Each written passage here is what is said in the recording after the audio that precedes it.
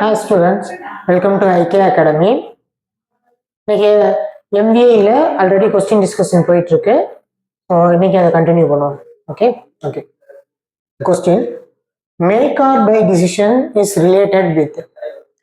Make or buy டிசிஷன்னா ஒரு accessory தேவைப்படுது. அதாவது ஒரு பெரிய ப்ராடக்ட்டுக்கு ஒரு சின்ன அக்சசரி தேவைப்படுது. உதாரணத்துக்கு நட்டு போல்ட்டே வச்சுங்க. ஒரு ஆட்டோமொபைல் கம்பெனி, ஒரு அசோக் லேலண்ட் மாதிரியே இல்லை ஹூண்டாய் மாதிரியோ ஒரு பெரிய ஆட்டோமொபைல் கம்பெனி, அவங்களுக்கு நட் அண்ட் போல்ட்ஸ் தேவைப்படுது அப்படின்னா, பாருங்க நான் ஒரு இமேஜினேஷன்ல தான் சொல்றேன். ஓகேங்களா? அவங்க அப்படிதான் பண்றாங்களான்னு நமக்கு அங்க போய் பார்த்தா தான் தெரியும். கண்டிப்பா பார்ட்ஸ் எல்லாம் அசம்பிள் பண்றதுக்கு நட் அண்ட் போல்ட் கண்டிப்பா வேணும் தான். இப்போ அவங்க ரெண்டு ஆப்ஷன் இருக்கு. ஒன்று அதுக்குன்னு ஒரு ஃபேக்டரி தயார் பண்ணி அதுக்குன்னு ஒரு மிஷினிங் கேஸ்டிங் எல்லாத்தையும் போட்டு நட் அண்ட் போல்ட் மேனுஃபேக்சர் பண்ணலாம். அதுக்கு பேர் மேக். ஓகேங்களா? பை இல்ல எதுக்குன்னு ஏன் நம்ம டைம் எஃபர்ட் மானிட்டரிங் எல்லாத்தையும் வேஸ்ட் பண்ணிக்கிட்டேன்னு சொல்லிட்டு ஒரு டிவிஎஸ் போல்ட்டுங்கிற மாதிரி ஒரு நல்ல கம்பெனிஸ்ட ஒரு ஆர்டர் கொடுத்து நட் அண்ட் போல்ட்ஸை வாங்கிக்கலாம். ஓகேங்களா? ரெண்டு. இது பை. எது தேவை எது தேவையில்லைங்கிறது அந்த கம்பெனியோட அந்த ஃபினான்சியல் பாலிசி அந்த பிளானிங் தான் முடிவு பண்ணணும். சில இடத்துல மேக்கிங்கும் இருக்கலாம், சில இடத்துல பையிங்கும் இருக்கும். உதாரணத்துக்கு சொல்லுங்க, இன்னொன்று வச்சுங்க, ஒரு பெரிய யூனிவர்சிட்டி, அதில் நிறைய காலேஜஸ், அதுலேயே நிறைய டிபார்ட்மெண்ட்ஸ் இருக்கு, சின்ன காலேஜ் ஸ்கூலு எல்லாம் மிக்ஸ் ஆகி இருக்குன்னு வைங்களேன். கண்டிப்பாக எல்லாருமே சாக் அண்ட் டால்க் இருக்கும். சாக் பீஸை வெளியிலேருந்து வாங்குவாங்களா இல்லை பேசாமல் அதுக்குன்னு ஒரு மேனுஃபேக்சரிங் பண்ணுவாங்களா? அந்த இடத்துல எதுனா பை தான் பெஸ்ட்டு. ஓகேங்களா? எக்கச்சக்க சாக் பீஸ் தேவைப்படும், இருக்கட்டும். நிறைய நோட் புக்ஸ் தேவைப்படும், எல்லாத்துக்கும் பேப்பர் மில் வைக்க முடியாது, எல்லாத்துக்கும் சாக் பீஸ் வாங்க முடியாது, மேனுஃபேக்சர் பண்ண முடியாது. ஸோ அந்த இடத்துல நம்ம பை டிசிஷன். சில இடங்கள்ல மேக் டிசிஷன். கம்பெனிக்கு கம்பெனி அது மாறுபடும். ஓகேங்களா? சரி, இருங்க, இது எதோட ரிலேட்டட் அப்படின்னு பார்த்தீங்கன்னா ப்ராடக்ட் பிளானிங். ஓகேங்களா? ஒரு ப்ராடக்ட் பிளானிங்க்கு தான் காலேஜ் வந்து ஒரு எக்ஸாம்பிள் தான்ப்பா சொன்னா உங்களுக்கு புரியணுங்கிறதுக்காக மேக் ஆர் பை டிசிஷன்னா என்னன்னு அப்படின்னு. ஒரு ப்ராடக்டோட பத்தி ஒரு பிளான் பண்றப்ப ஒரு ஆட்டோமொபைல எப்படி மேனுஃபேக்சர் பண்ணணும், இந்த ப்ராடக்டை பத்தின ஒரு பிளானிங்க்கு தான் நம்ம எது சொல்லுவோம், மேக் ஆர் பை டிசிஷன் அப்படின்னு சொல்லுவோம். அது மேல இருக்க மூணு அப்படி என்னன்னு தெரிஞ்சுடுங்க. ஓகேங்களா? டிமாண்ட் ஃபோர்காஸ்டிங் அப்படின்னா, ஃபோர்காஸ்டிங்னா முன்னாடி, இதுக்கு முன்னாடி நடந்ததை வச்சு இவங்க ஒரு கேஸ்டிங் பண்றது. உதாரணத்துக்கு போன வருஷம் எத்தனை கார் வித்துச்சு, அதுக்கு முந்தின காலம் எவ்வளவு கார் வித்துது, அதுக்கு முந்தின வருஷம் எத்தனை, இது மாதிரி லாஸ்ட் 5 இயர்ஸ்ல இந்த மாடல் மொபைல் போன் மக்களுக்கு பிடிச்சிருக்கு, இந்த மாடலுக்கு டிமாண்ட் இருக்கு, இந்த மாதிரி ஒரு டிமாண்ட் ஃபோர்காஸ்டிங்னா அதுதான். ஓகேங்களா? டிமாண்டு, மக்களுக்கு பிடிச்சது பிடிக்காதது, எது தேவை, டெவலப்மெண்ட் டெக்னாலஜி எதை நோக்கி போயிட்டு இருக்கு. ஓகேங்களா? இந்த மாதிரி ப்ரீவியஸ் இயர்லேருந்து லாஸ்ட் இயர் இப்போ வரைக்கும் லாஸ்ட்லேருந்து நடந்ததுலேருந்து இதை வச்சு ஒரு ஃபோர்காஸ்டிங் பண்ணுறது தான் டிமாண்ட் ஃபோர்காஸ்டிங். அடுத்து ரூட்டிங்னா என்ன? ஆன்சர் வந்து இதுக்கு டி தான். ஓகேங்களா? மற்றதையும் நான் கொஞ்சம் எக்ஸ்பிளைன் பண்ணுறேன். ஏன்னா மற்றது வேற எப்படியாவது கொஸ்டினை மாற்றி ஏஓ பிஓ சிஓ கூட அடுத்த எக்ஸாம்ல கேட்கலாம். ரூட்டிங்னா என்னன்னா, ஒரு பெரிய ஆப்ரேஷன் பண்ணணும், ஒரே மிஷின் தான், ஒரே ஜாப் தான். அந்த ஜாப் ஒரு இன்ஜின் பிளாக்கே எடுத்துக்கோங்க. இன்ஜின் பிளாக் எப்படி வரும்னா, கேஸ்டிங் பண்ணுவாங்க, அதுக்கப்புறம் சில இடத்துல ட்ரில்லிங்கு மில்லிங் எல்லாம் பண்ணிட்டு கடைசியில் ஃபினிஷிங் பண்ணிட்டு பெயிண்டிங் பிக்ஷன் கடைசியில் போய் பெயிண்டிங்லாம் பண்ணி சொல்ல வேற ஏதாவது சர்ஃபேஸ் ஃபினிஷிங் பண்ணணும்னா அதையும் முடிச்சுட்டு இன்ஜின் பிளாக் வரும்னு வச்சுக்கோங்க. ஸோ முதல்ல இது பண்ணுங்க, ரெண்டாவது இது பண்ணுங்க, மூணாவதா இது, நாலாவது இந்த ஆப்ரேஷன் ஒரு ரூட் அமைச்சு கொடுக்குறோம். ரூட்னா என்ன? வழி. அதுக்கு பேர் தான் ரூட்டிங். ஓகேங்களா? அடுத்து ஷெடியூலிங். இதை இவ்வளவு நேரத்துக்குள்ள முடிக்கணும், இதை இவ்வளவு நேரம் டைம் எடுத்துக்கணும். 5 நிமிஷம் லேட் ஆச்சுன்னா என்ன பண்ணணும், இல்லை சீக்கிரமே முடிச்சா மிச்சர் கட்டத்தில் என்ன பண்ணணும், எல்லாத்தையும் ஒரு ஷெடியூலிங்ல கொண்டு வச்சிருப்பாங்க. அதுக்கு பேரு ஷெடியூலிங். ஓகேங்களா? எப்படி வேணாலும் மாத்தி கேட்கலாம். இந்த கேள்விக்கு ஆன்சர் டி. நம்ம அடுத்த கொஸ்டின் போவோம். Okay, identify which function of பிபிசினா ப்ரொடக்ஷன் பிளானிங் அண்ட் கண்ட்ரோல். ஓகேங்களா?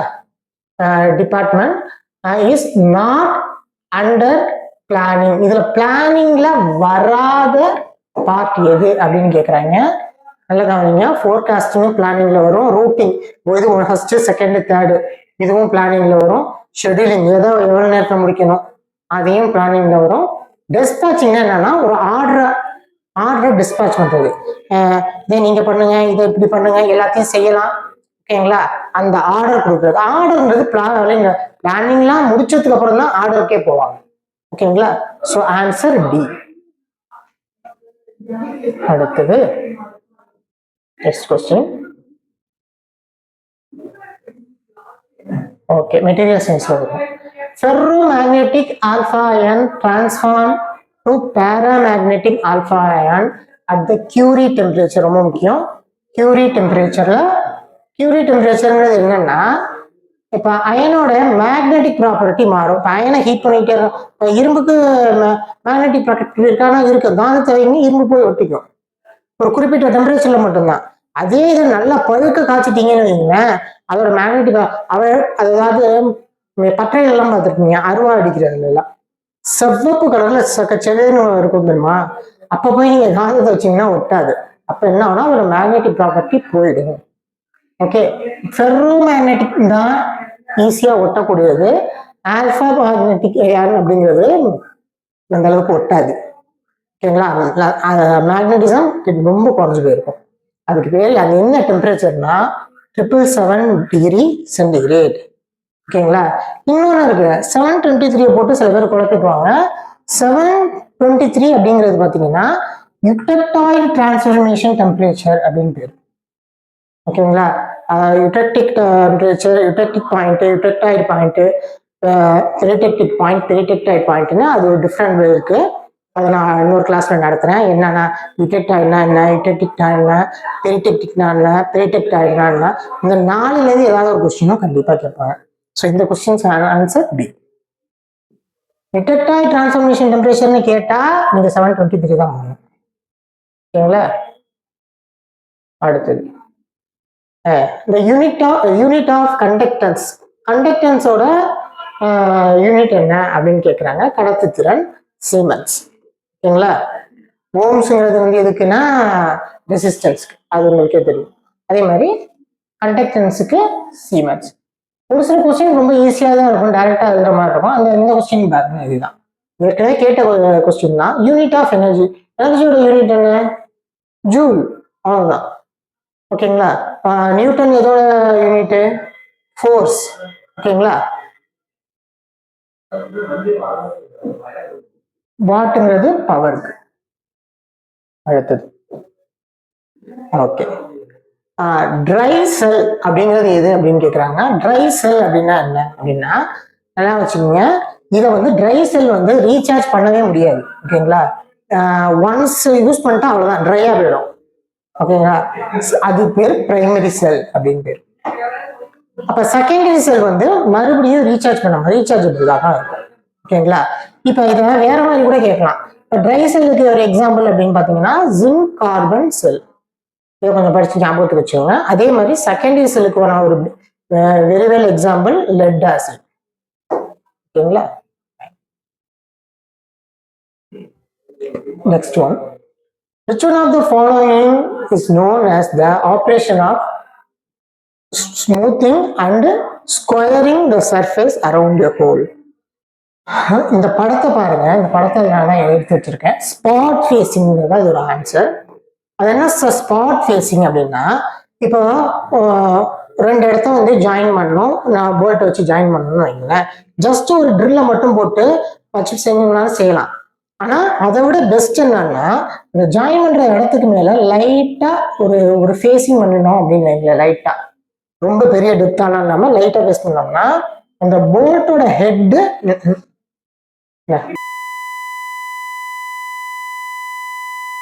ஸ்பாட் ஃபேஸிங் அப்படின்னு பேரு. இது மேனுஃபேக்சரிங்ல one of the question.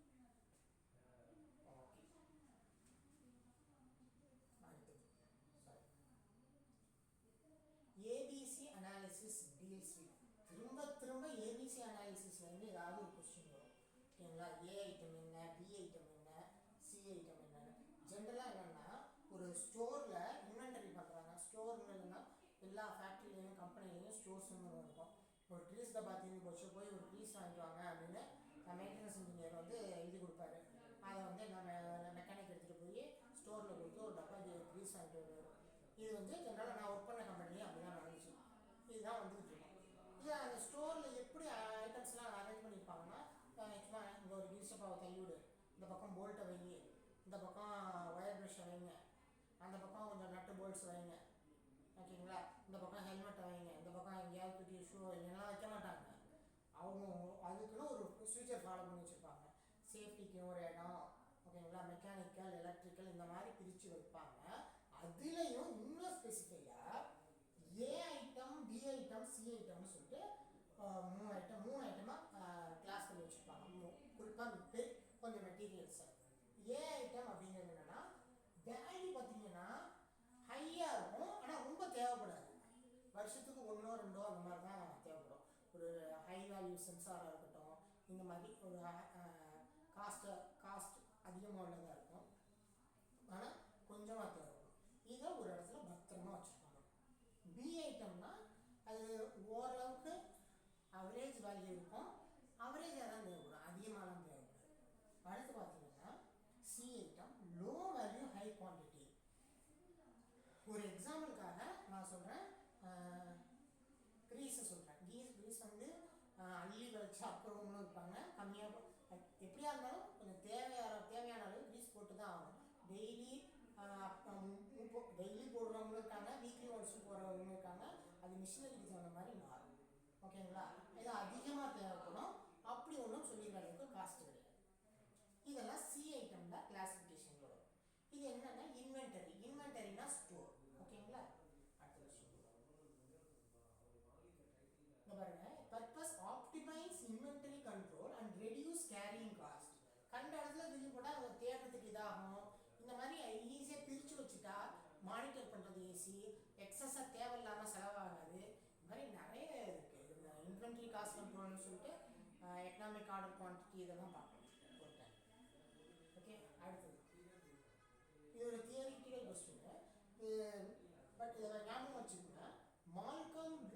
Malcolm Baldrige national quality award எதுக்கு கொடுக்குறாங்க அப்படின்னு கேட்குறாங்க. டிடிஎம் டோட்டல் குவாலிட்டி மேனேஜ்மெண்ட்டுக்காக கொடுக்குற அவார்டு அமெரிக்கா, ஓகேங்களா.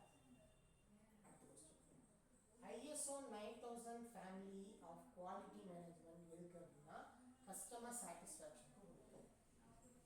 ஒரு கம்பெனி வந்து சொல்கிறாங்க, நாங்கள் ISO 9000 சர்டிஃபைட் குவாலிட்டி கம்பெனி அப்படின்னா அந்த கம்பெனியை பற்றி மக்கள்கிட்ட நல்ல பேர் இருக்குது, மக்கள் நிறைய பேர் அதை வாங்குறாங்க அப்படின்னு அர்த்தம். இன்னொன்று இருக்குது, ISO 14000. இவங்க யாருக்குன்னா என்விரான்மெண்ட்டை பொல்யூட் பண்ணாமல் இருக்குது அப்படின்னு வைங்களேன், என்விரான்மெண்ட் ஃப்ரெண்ட்லி அந்த மாதிரியான பேஸ்டு கம்பெனி பாலிசியெல்லாம் ISO 14000 வரும். அடுத்த கேள்வி, நல்ல கேள்வி. Correct sequence of operation in production planning and control. Production planning and கண்ட்ரோலில் கரெக்டான சீக்வன்ஸ் என்ன அப்படின்னு கேட்குறாங்க. ஞாபகம், இப்போ வந்து ஒரு பொருள் நம்ம மேனுஃபேக்சர் பண்ணோம்னா என்ன பண்ணுவாங்க, ஃபஸ்ட்டு எதை இப்போ பண்ணோம். இப்போ உதாரணத்துக்கு ஒரு ஆப்ஜெக்ட் இருக்குது, அந்த ஆப்ஜெக்டை லேத்தில் ஃபஸ்ட்டு மிஷினிங் பண்ணணும், அதுக்கப்புறம் மில்லிங்கில் கொண்டு போய் கொஞ்சம் மில்லிங் பண்ணணும், அதுக்கப்புறம் ஒரு இடத்துல கொண்டு போய் ட்ரில்லிங் பண்ணணும் அப்படின்னு வைங்களேன். ஃபஸ்ட்டு எதை முடிக்கிறது, லேத்து, அடுத்து எது மில்லிங்கு, அடுத்தது ட்ரில்லிங்கு, அதுக்கப்புறம் கிரைண்டிங். இந்த மாதிரி ஃபஸ்ட்டு பிரிச்சுக்குவாங்க. உதாரணத்துக்கு ஒரு எக்ஸாம்பிள் வந்து இப்போ சொல்கிறாங்க.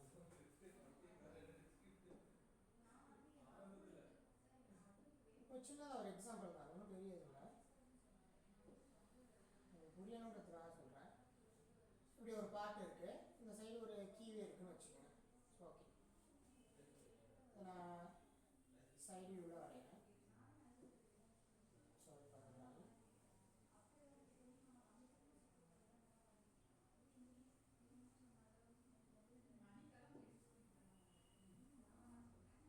ஓகே, இந்த இடத்துல 4 ஹோல் போடணும்.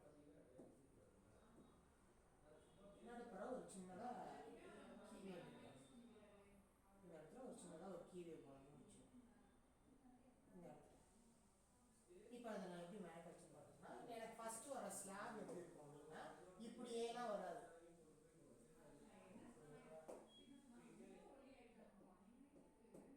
இது ஃபுல்லாக சாலிடாக இருக்கும்.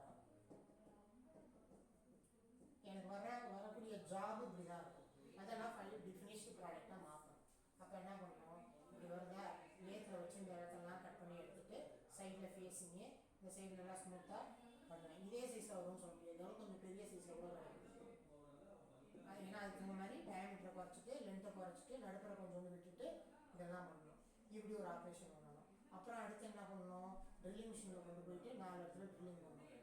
அப்புறம் த்ரெட்டிங் பண்ணணுன்னாலும் அந்த டேப்பை வச்சு த்ரெட் பண்ணணும். அதுக்கப்புறம் இந்த மாதிரி மில்லிங்கில் கொண்டு போயிட்டு ஒரு கீவே பண்ணணும். அதுக்கப்புறம் என்ன பண்ணணும், ஃபுல்லாக கிரைண்டிங் எல்லா சைடும் தேவைன்னா பண்ணணும். ஓகேங்களா, இது ஃப்ளான்ஸ் கப்ளிங் மாதிரி இருக்கும், நீங்கள் எப்படி வேணாலும் இமேஜின் பண்ணிக்கணும். இதுக்கப்புறம் சரி இப்போ எதை ஃபஸ்ட்டு பண்ணணும், எதை செகண்ட் பண்ணணும், எதை தேர்ட் பண்ணணும்னு நான் முதல்ல முடிவு பண்ணணும். அதுக்கு பேர் ரூட்டிங். ஓகேங்களா, அதுக்கப்புறம் எதை எவ்வளோ நேரத்துக்குள்ளே முடிக்கணும் அப்படின்னு நான் முடிவு பண்ணணும். ஏன்னா இதுக்கு 1 மணி நேரம் அதுக்கு 1/2 மணி நேரம்லாம் சொல்ல முடியாது. நான் அந்த டயத்தில் ஒன்று முடிச்சு இன்னொன்று வரும். எதை ஃபஸ்ட்டு முடிக்கணும் அப்படின்னா முதல்ல கண்டிப்பாக லேத்தில் தான் முடிச்சாகணும். எடுத்தோடனே ட்ரில்லிங்கில் போய் பண்ண முடியாது. ஸோ அந்த மாதிரி முடிக்கிறத டைமிங் செட் பண்ணுறதுக்கு பேர் ஷெட்யூலிங். சரி, அதுக்கப்புறம் ஆர்டர் டிஸ்கஸ் பண்ணணும். வேலை முடிஞ்சோன்னா இதை பண்ணுங்க அப்படின்னு சொல்லிட்டு டிஸ்கஸ் பண்ணணும். பண்ண ஆரம்பிப்பாங்க. பண்ணணும்னு சொல்லிட்டு விட்டுட்டு நம்ம பாட்டு உட்கார முடியாது. அங்கே ஏதாவது தப்பு நடக்கலாம், போய் மானிட்டர் பண்ணணும். அந்த மானிட்டரிங் பேர் கண்ட்ரோல். இதுதான் சீக்வன்ஸ். ஓகேங்களா, ஒரு எக்ஸாம்பிளோட சொன்னோம்னா நீங்கள் புரியறதுக்காக கொஞ்சம் டைம் எடுத்து சொன்னேன். Okay, next one. அடுத்த question, in cumulative type of stopwatch time study, the hands of stopwatch return to 0 at ஒன்றுலப்பா stopwatch time studyல ஒரு 2 சொல்லுவாங்க. cumulative stopwatch time study, element by element stopwatch time study.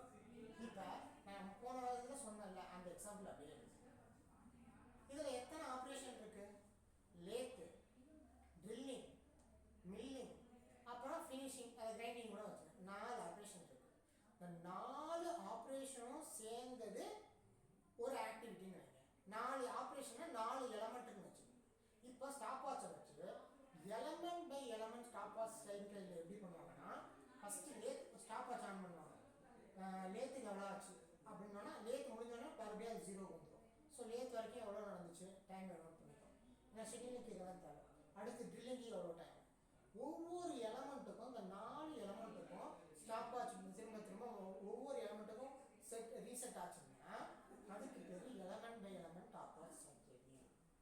அப்போ குமுலேட்டிவ்ல என்ன நடக்கும், என்டையராக அந்த ப்ராடக்ட் முடிஞ்சு போகும் வரைக்கும் அது நடக்கும். அது முடிஞ்சோன்னா அந்த முள்ளு 0க்கு திரும்ப வரும். So answer is end of every complete process. ஓகேங்களா,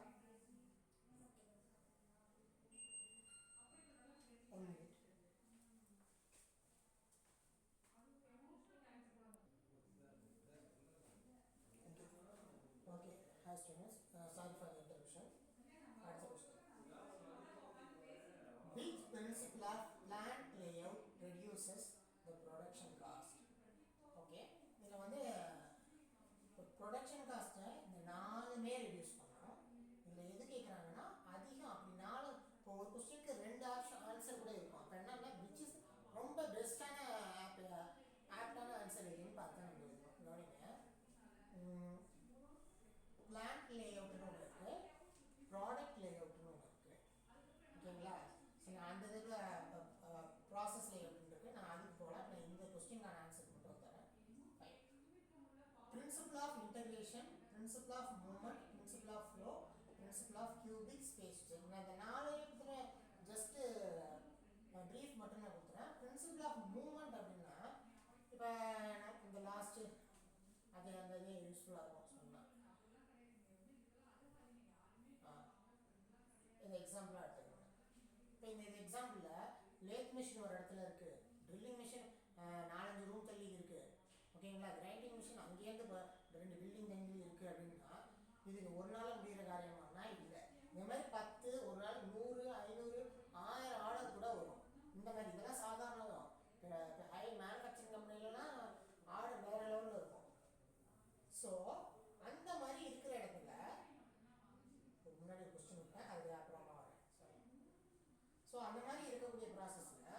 ஒரு மென்னும் மெட்டீரியலும் மூவ் ஆகிட்டே இருக்கணும். அந்த மூவ்மெண்ட்டுக்கான டிஸ்டன்ஸை கம்மியாக இருக்கணும். இந்த 4 ஒரே ஷெல்லுக்குள்ளே இருந்தால் எவ்வளோ ஈஸி, எவ்வளோ டைம் சேவ் ஆகும். அப்போ ஒரு நாளில் இந்த டயத்தை குறைக்கிற மூலியமாகவும் மூமெண்ட்டை குறைக்கிற மூலியமாகவும் அதாவது மென்னோட எனர்ஜியை சேவ் பண்ணுறது மூலியமாகவும் எவ்வளோ பண்ண முடியும், நிறைய பண்ண முடியுமா?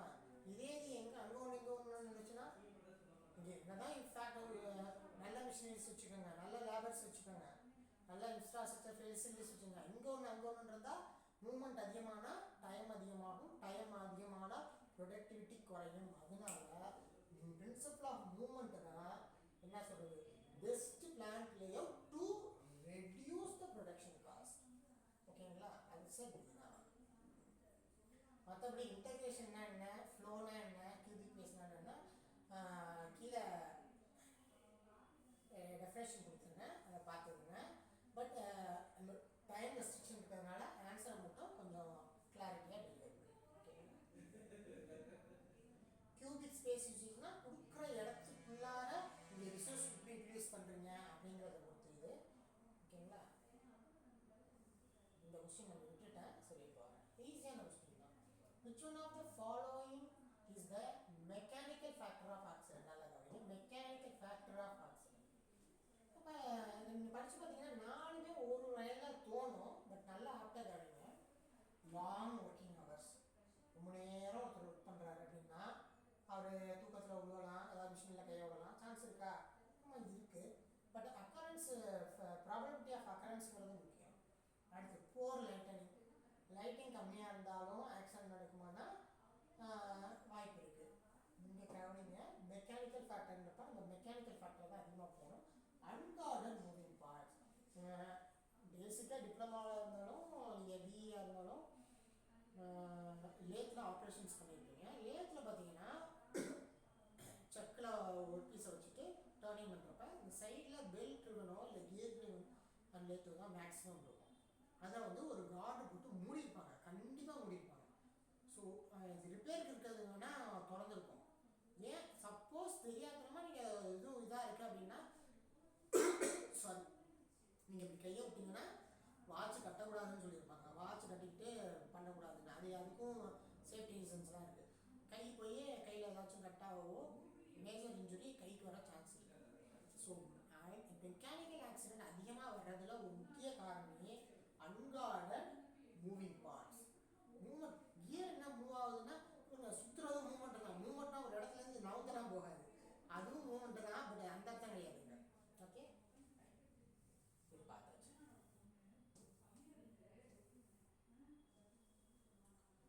நல்ல கேள்வி.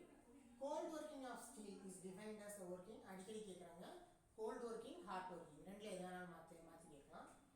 ஓகே, ரீகிறிஸ்டலைசேஷன் டெம்பரேச்சருக்கு கீழே பண்ணுனா அது கோல்ட் ஒர்க்கிங். ரீகிறிஸ்டலைசேஷன் டெம்பரேச்சருக்கு மேலே பண்ணுனா அது ஹாட் ஒர்க்கிங். அது என்ன சார் ரீகிறிஸ்டலைசேஷன் அப்படின்னா? உங்களுக்கு புரிய மாதிரி ஒரு எக்ஸாம்பிளோட சொல்கிறேன். இரும்பு இருக்குல்ல, இரும்புல நிறைய கிறிஸ்டல் ஸ்ட்ரக்சர் இருக்கு. நான் சிம்பிளாக ஷார்ட்டாக உங்களுக்கு புரியுற மாதிரி சில இதை வச்சு சொல்கிறேன். நீங்கள் ஒரு குறிப்பிட்ட டெம்பரேச்சர் வரைக்கும் நீங்கள் ஹீட் பண்ணிங்கன்னா அது வந்து ஃபெர்ரைட் அப்படிங்கிற ஒரு ஸ்ட்ரக்சரில் இருக்கும். ஒரு குறிப்பிட்ட லெவலுக்கு மேலே நீங்கள் ஹீட் பண்ணுறப்ப ஆஸ்டனைட் அப்படிங்கிற இன்னொரு ஸ்ட்ரக்சருக்கு போகும். ரெண்டுமே இரும்பு தான், பட் ரெண்டோட ப்ராப்பர்ட்டியும் வேறு. ஆஸ்டனைட்டில் ஈஸியாக வளைக்க முடியும். ஆஸ்டனைட்டில் ஸ்ட்ரக்சர் செவ்வேர்னு ரெட் டாட் கலரில் இருக்கும். பட்டையில் பார்த்துருப்பீங்க, அந்த கலரில் இருக்கும். அப்போ ஈஸியாக பெண்ட் பண்ண முடியும். அப்போ அதுவும் ஸ்டீல் தான். அதோட ப்ராப்பர்ட்டி, அதோட கிறிஸ்டல் ஸ்ட்ரக்சர் மாறி போயிடும், ஆஸ்டனைட் ஸ்ட்ரக்சராக மாறும். அதுக்கு முன்னாடி ஃபெர்ரைட், பியர்லைட் இந்த மாதிரி இருக்குது. நான் ரொம்ப டெப்த்தாக இருக்கிறவங்கள வேற ஒரு ஸ்ட்ரக்சரில் இருக்கும். அப்போ அது ஸ்ட்ரென்த் அதிகமாக இருக்கும், மேக்னெட்டிக் ப்ராப்பர்ட்டியோடு இருக்கும். ஸோ அந்த கிறிஸ்டல் ஸ்ட்ரக்சர் மாறினா அந்த ப்ராப்பர்ட்டி, மெக்கானிக்கல் ப்ராப்பர்ட்டி மாறும். அப்போ அந்த மெக்கானிக்கல் ப்ராப்பர்ட்டியை மாற்றுறதுக்கு ஒரு டெம்பரேச்சர் இருக்குது பார்த்தீங்களா? அந்த டெம்பரேச்சருக்கு ரீகிறிஸ்டலைசேஷன் டெம்பரேச்சர் பேர்ல இருக்க மாதிரி. ரீகிறிஸ்டலைசேஷன் ஒரு கிறிஸ்டல்லேருந்து இன்னொரு கிறிஸ்டலாக அந்த டெம்பரேச்சரில் மாறுது. இப்போ பாருங்க, மெல்டிங் பாயிண்ட் கிடையாது. மெல்டிங் பாயிண்ட் வந்து சாலிடை லிக்விடாக மாற்றினா அது மெல்டிங் பாயிண்ட். சாலிடுக்கு முன்னாடியே ஒரு கிறிஸ்டல் இன்னொரு கிறிஸ்டலாக மாறி அது வேற கிறிஸ்டலாக மறுபடியும் மாறி அதுக்கப்புறம் லிக்விடாக எதில் இரும்புல மற்ற தனிமங்கள்லாம் மாறிக்கலாம். ஓகேங்களா, அதுதான் ரீகிறிஸ்டலைசேஷன் டெம்பரேச்சர். அந்த ரீகிறிஸ்டலாக மாற்றி அதில் ஏதாவது ஒர்க்கிங் பண்ணால் அது பேர் ஹாட் ஒர்க்கிங். ரீகிறிஸ்டலைசேஷன் முன்னாடியே நம்ம ஒர்க் பண்ணால் அது பேர் கோல்டு ஒர்க்கிங். கோல்டு ஒர்க்கிங்னா ஸ்டார்ட் அண்டர் ரூம் டெம்பரேச்சர். ஓகேங்களா, அப்படி நினைக்க இதுதான். ஓகே, வார்ம் ஒர்க்கிங்னு இருக்குது. இந்த அரௌண்ட் ரூம் டெம்பரேச்சருக்கு மேலே பண்ணுறது பேர் வார்ம் ஒர்க்கிங். அது நமக்கு ரிப்டாக வேணாம், இதோட பார்த்துக்கலாம். நல்ல கொஸ்டின், இது அதிகமாக கேட்குற question. Vt power n V is equal to Ct power n. இது வந்து டெய்லர் ஈக்குவேஷன்ஸ். ஓகே, இதில் வந்து என்னோட வேல்யூ என்ன அப்படின்னு கேட்குறாங்க. இது வந்து டூலோட லைஃப்ல வரும். என்னங்கிறது இந்த எக்ஸ்போனன்ட்டு. இந்த எக்ஸ்போனன்ட்டோட வேல்யூ என்ன அப்படின்னு கேட்குறாங்க. எதுக்கு? High speed HSS. ஓகேங்களா, ஹெச்எஸ்எஸ்க்கு இந்த என்னோட வேல்யூ என்னன்னு கேட்குறாங்க. என்னோட வேல்யூ வந்து அரௌண்ட் 0.082 வரைக்கும் இருக்கும். ஸோ கொடுத்துருக்கிறதுல ஆப்டான ஆன்சர் ஏ தான். ஓகேங்களா, எக்ஸாக்டாக இதுதான் இல்லை, இப்படி என்ன வேணாலும் இருக்கலாம் ஆன்சர். சரி, இப்போ ஹெச்எஸ்எஸ்க்கு கேட்டாங்க. மற்ற வேறு டூல்ஸ்லாம் கேட்டால் என்ன பண்ணுறதுன்னா நம்ம எடுத்து போட்டுருக்கேன், கொஞ்சம் படிச்சுருங்க, எது வேணாலும் கேட்கலாம். ஓகேங்களா, ஸோ முக்கியமானது மட்டும் நான் எடுத்துக்கிட்டேன். ஊர்பட்டது இருக்குது, இங்கே எல்லாமே படிக்கணும்னு அவசியம் இல்லை. கேட்டிருக்கிறதுக்கான ஆன்சர் வந்து ஏ. பட் மிச்சம் அந்த 4 தான் இருக்குது. அந்த 4 எதை வேணாலும் கேட்கறதுக்கு சான்ஸ் இருக்குது, அதிக சான்ஸ் இது. ஓகேங்களா, மற்றதுக்கு இதுக்கு லோ சான்ஸு, பட் படித்து வச்சுக்கோங்க. இதையும் தாண்டி இன்னும் அதுக்குன்னா ஒருவருக்கும் 100 எக்ஸாம்பிள்ஸ் படிக்கணும்னு அவசியம் இல்லை.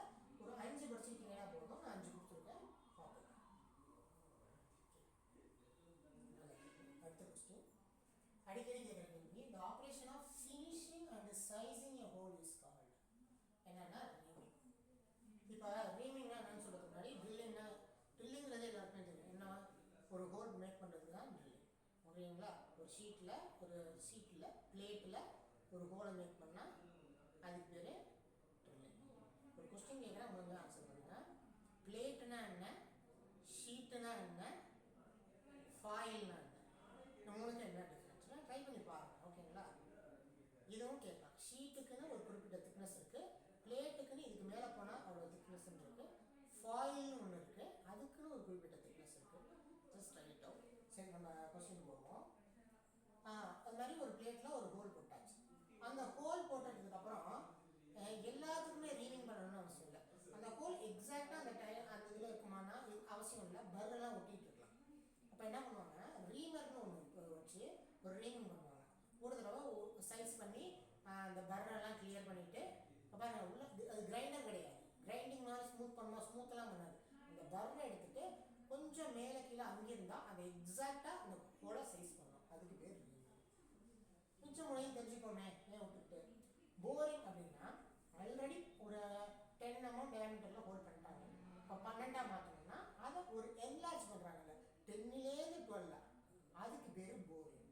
சரி, கவுண்டர் போரிங். இப்போ கவுண்டர் போரிங் அப்படின்னா இப்போ ஒரு சொன்னா புரியும்.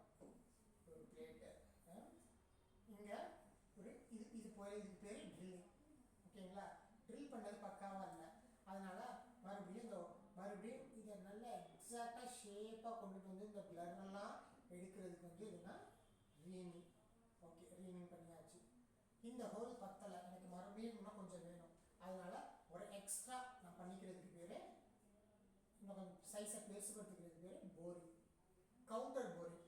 எனக்கு வந்து மறுபடியும் போல்ட் மாதிரி இதில் வைக்கணும், அது கொஞ்சம் ஹெட் தேவை, இல்லை வேறு ஏதோ பர்பஸ்க்காக நான் இன்க்ரீஸ் பண்ணுறேன், ஆனால் கொஞ்சத்தோடு ஸ்டாப் பண்ணிக்கிறேன். இதுக்கு பேர் கவுண்டர் போரிங்.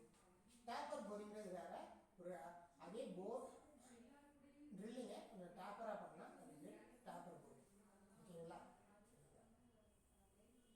ஓகே. இந்த 160 இந்த கொஸ்டினோட இன்றைக்கி ஸ்டார்ட் பண்ணிப்போம். மிச்சத்தை அடுத்த கிளாஸில்.